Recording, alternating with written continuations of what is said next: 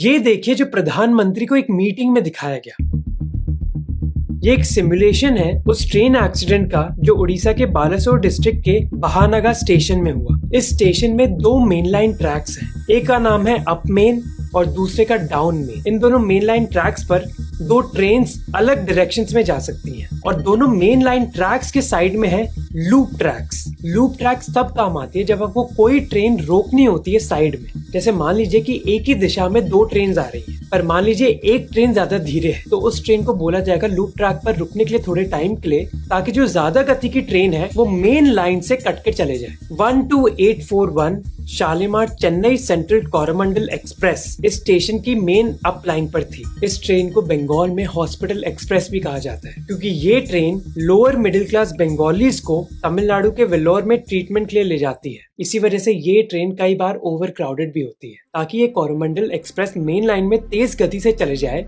एक धीमी मालगाड़ी को बोला गया कि वो लूप लाइन में रुक जाए। इस मालगाड़ी में था आयरन ओर। उसी समय 12864 यशवंतपुर एक्सप्रेस जो बंगाल के हावड़ा की तरफ जा रही थी, वो मेन डाउन लाइन पर थी। इस ट्रेन में भी कई पेशेंट्स और उनके परिवार होते हैं जो व्हाइटफील्ड और पार्थी के सत्य साई हॉस्पिटल जाना चाहते हैं अपने इलाज के लिए। इन दोनों ट्रेन्स को इस भानागा स्टेशन में रुकना नहीं था, ताकि ये दोनों एक्सप्रेस ट्रेन्स उस स्टेशन पर रुके ना। असिस्टेंट स्टेशन मैनेजर ने निर्णय लिया कि वो दो मालगाड़ियों को लूप लाइन में रोकने के लिए बोलेंगे। ट्रेन के लिए दो चीजें इंपॉर्टेंट है, कि स्पीड से वो जा रही है और किस ट्रैक पर वो जा रही है, और ये दोनों चीजें अलग सिस्टम से चलते हैं। स्पीड की जिम्मेदारी होती है ट्रेन ड्राइवर की, जिसको कहा जाता है लोकोमोटिव पायलट। इस पायलट के सामने कई सिग्नल्स होते हैं, जैसे गाड़ियों के लिए ट्रैफिक सिग्नल होता है, उसी तरह ट्रेन के लिए सिग्नल होता है, ये बताने के लिए कि लोकोमोटिव पायलट को किस गति पर चलानी है अपनी ट्रेन। ट्रेन किस ट्रैक पर जाएगी वो डिसाइड करता है एक इंटरलॉकिंग सिस्टम, जो मैनुअल हो सकता है या फिर इलेक्ट्रॉनिक। उड़ीसा एक्सीडेंट केस में जो सिस्टम था वो इलेक्ट्रॉनिक था। ये सिस्टम बेसिकली ट्रेन के पायलट को एक सिग्नल देता है। अगर सिग्नल ग्रीन है, इसका मतलब ट्रेन मेन लाइन से जा सकती है, और अगर येलो है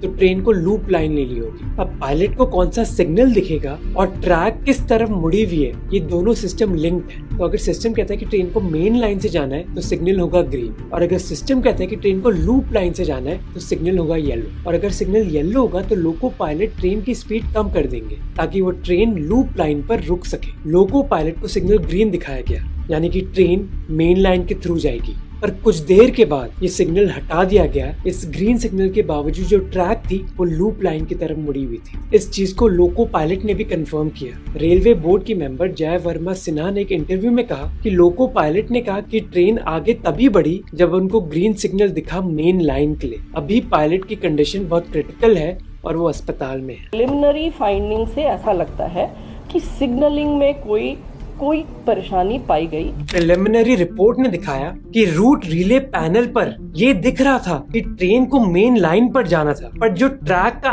एक्चुअली स्विच था वो लूप लाइन की तरफ था।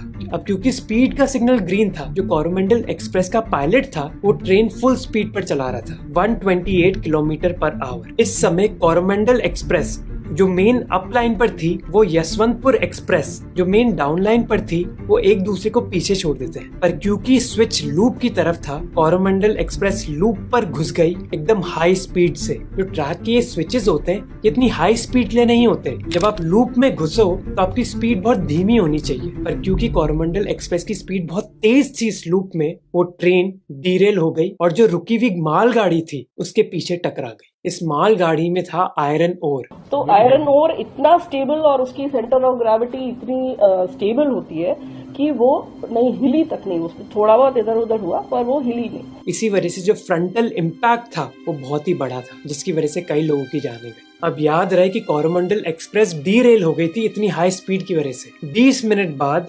यशवंतपुर एक्सप्रेस के आखिरी 3 कोचेस और कोरोमंडल एक्सप्रेस के 13 कोचेस एक दूसरे के साथ भिड़ गए, जिसकी वजह से और लोग मारे गए।